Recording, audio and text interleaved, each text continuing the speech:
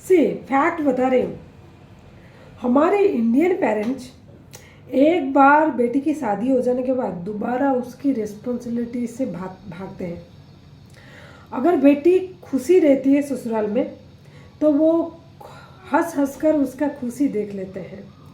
अगर वो दुखी रहती है तो वो रो रो कर दुख लेते हैं, लेकिन दोबारा घर को वापस नहीं बुलाते हैं परमानेंटली। एक बार शादी हो जाने के बाद बेटी आ सकती है, थोड़ी दिन रह के जा सकती है, उसमें कोई प्रॉब्लम नहीं है, लेकिन वो परमानेंटली कभी ना आए ये पेरेंट्स चाहते हैं, ज़्यादातर पेरेंट्स। मैं जो आपको बात बता रही हूँ ये डेटा मैं अपनी रिसर्च के दौरान पाई। मैं इन आँखों में देखी हूँ ज़्यादातर पेरेंट्स को 90% पेरेंट्स यही चाहते हैं कि किसी भी तरह बेटी वहीं रहे, चाहे दुख में रहे सुख में रहे। सुख में रहे तो अच्छा है, दुख में रहे तो वो कॉम्प्रोमाइज़ करे, वो समझौता करे, वो सह ले, वो अपनी लाइफ को भूल जाए, अपने आप को भूल जाए, अपने अधिकार को भूल जाए, लेकिन वहीं रहे, पड़े रहे। ऐसे में मेरी सारी ऐसी लड़कियों के लिए मैसेज है जो इस तरह की सिचुएशन में गुजर रहे हैं अभी भुगत रहे हैं, या उनके साथ कभी हुआ था। तो उन लोगों को मेरी ये मैसेज है कि हम लोग ना बचपन से ऐसे पले बड़े हुए हैं कि जब तक शादी नहीं होती तो हम अपनी माँ बाप की निगरानी में पलते हैं, बढ़ते हैं, और जब शादी हो जाता है हमारी ससुराल वाले या पति हमारे लिए हमारी यानी हम उनके कंट्रोल में रहते हैं, तो उनके अंडर में रहना पसंद करते हैं।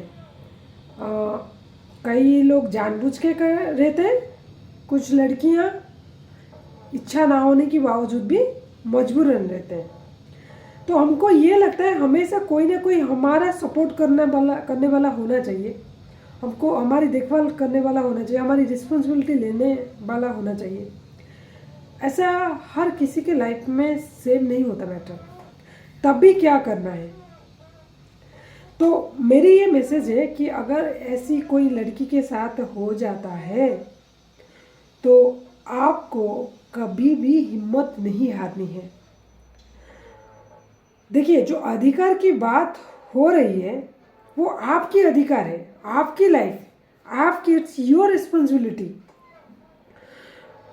हम इस तरह ना सोचें कि हमारी माँ बाप तो अब हमको सपोर्ट नहीं करते हैं, वो हमको साथ नहीं देते हैं, अब हमको क्या करना है, अब तो हमको मर जाना चाहिए या घर छोड़ के चला जाना चाहिए। कई लड़कियां अपने आप को यानी मार देना भी बेहतर समझती है, सुसाइड कर लेते हैं।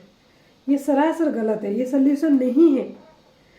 अगर आपकी ससुराल से आपको प्यार नहीं मिलता है, अधिकार नहीं मिलता है, आपको आइसोलेट किया जाता है, आपको घर से निकाला जाता है, आपको सारी अधिकार से वंचित किया जाता है, तो ऑफ कोर्स हमारी अपब्रिंगिंग ऐसा हुआ है, हम जब ऐसी हालत में हम माँ बाप की सपोर्ट ढूंढेंगे, उनकी तरफ देखेंगे। अगर वहाँ से भी आपको नहीं मिल रहा है कुछ, तो आपको ये ध्यान रखना है कि आप एक एडल्ट हो, आप बड़े हो चुके हो, आप अपने अधिकार का देखभाल करने के लिए बिल्कुल 100% फ्रीडम आपके पास है।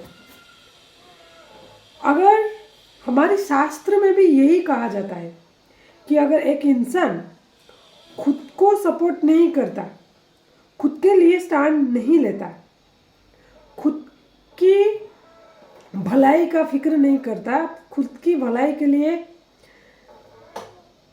खुद की आगे जाने के लिए खुद की रास्ता तैयार नहीं करता, तो फिर वो कैसे, वो खुद एक दोषी है। जो खुद की सपोर्ट नहीं करता है, खुद का साथ नहीं देता है, वो कैसे इंसान है। तो सबसे पहले हम एक इंसान है, और हमारा यानी खुद का भलाई करना, खुद का देखभाल करना, खुद को सुरक्षा देना, ये हमारा अधिकार है। तो अगर हमको इधर से नहीं मिल रहा है, ससुराल से, सही है, ठीक है, कोई बात नहीं, अभी हमको माँ बाप से चाहिए, उधर भी नहीं मिला तो क्या हम खुद को मार देंगे, हम कहीं घर छोड़ के चले जाएंगे? ऐसा कोई भी स्टेप उठाना नहीं, बल्कि आपको डट के खड़े रहना है। आप पहले एक नागरिक हो, स्वतंत्र नागरिक। खुद की ज़िंदगी के डिसीजंस लेने के लिए आप बिल्कुल 100% अधिकार आपके पास है। तो आप अपनी लाइफ में क्या करोगे, क्या नहीं करोगे, कहाँ जाओगे, नहीं जाओगे, ये पहले आपको डिसाइड करना है। आपके लिए, आपकी फ़ायदा में पहले आपको सोचना है। माँ बाप बाद में आते हैं। आप एक पर्सन है, आपका खुद का इंडिविजुअलिटी है। तो ये ध्यान रखें, मेरी लाइफ है और मेरी लाइफ मेरी रिस्पॉन्सिबिलिटी है, मेरी माँ बाप की नहीं, या मेरी सास ससुर या हस्बैंड का नहीं। जिस समय से लड़कियां इस तरह की माइंडसेट डेवलप कर लेंगे, उनको कभी भी कोई प्रॉब्लम फेस करने में दिक्कत नहीं आएगी। हमारी लाइफ हमेशा चुनौतियां देती है हमको, चाहे लड़का हो लड़की हो, हर किसी के लाइफ में डिफरेंट प्रॉब्लम्स होते हैं, रिस्पॉन्सिबिलिटीज़ होता है, चैलेंजेस होते हैं। इसका सामना करना और खुद की रिस्पॉन्सिबिलिटी खुद समझना, लेना बड़ी बात होती है। और एक जिम्मेदार इंसान के नाते हमको ये देखना चाहिए कि मेरा क्या कर्तव्य है। खुद की सेहत सहायता करना, यानी खुद को हेल्प करना, खुद के लिए स्टैंड लेना, ये हमारा पहला कर्तव्य होता है। किसी और के लिए स्टैंड ले, किसी और से सपोर्ट एक्सपेक्ट करने से पहले, किसी और से कुछ उम्मीद रखने से पहले अपने आप के लिए, खुद के लिए हमको स्टैंड लेना है। हिम्मत ना हारे ऐसे केस में। जो लड़कियों के साथ ऐसा कुछ हो रहा है, बिल्कुल भी हिम्मत ना हारे।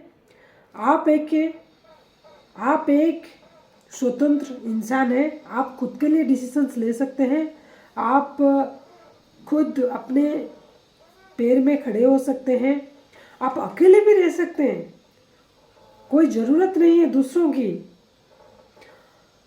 तो ऐसे सकारात्मकता, पॉजिटिविटी, पॉजिटिव विचारधारा के साथ खुद को समझाए, खुद का साथ दे, खुद के ऊपर काम करे, अपने पैर पे खड़े रहे। अगर आपकी सहायता कोई नहीं कर रहा है, कोई हेल्प नहीं कर रहा है, कोई आगे नहीं आ रहा है, तो आप खुद के लिए आगे आओ, खुद के लिए खुद का सपोर्ट बनो। और देखेंगे ऐसे अगर हम करेंगे तो एक दिन ये जो लड़कियों के साथ ऐसा हो रहा है ना, ये धीरे धीरे कम होता जाएगा। और जो माँ बाप शायद अंदर में उनको सपोर्ट करने का मन है, लेकिन समाज की वजह से, लोगों की वजह से, उनमें एक रहता है, माँ बाप जो पेरेंट्स होते हैं ना, उनको लगता है अगर बेटी दोबारा आई हमारा रिस्पेक्ट खराब हो जाएगा सोसाइटी में, एक्स्ट्रा बर्डन हो जाएगा हमको, लोग क्या कहेंगे। तो ऐसे ही विचारधारा रखते हैं, तो ये भी धीरे धीरे बदलने लगेगा। क्योंकि जब हम खुद के लिए खड़े रहेंगे, कोई ना कोई हमारे लिए ज़रूर आके हमारा साथ देगा। पहले पहला जो कदम आपको उठाना है, आपको आगे बढ़ना है। आप पढ़ सकते हैं, आप और एक बेहतर ज़िंदगी बना सकते हैं, शुरू कर सकते हैं। Nothing is impossible, there is nothing. कुछ भी आपके साथ हो गया है, ऐसा नहीं है कि आप उसके बारे में कुछ नहीं कर सकते हैं।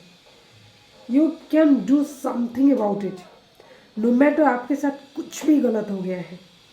तो आपको खुद का अधिकार का देखभाल करना, ध्यान रखना जरूरी है। खुद को सपोर्ट करने की ज़रूरत है, खुद के लिए स्टैंड लेने की ज़रूरत है।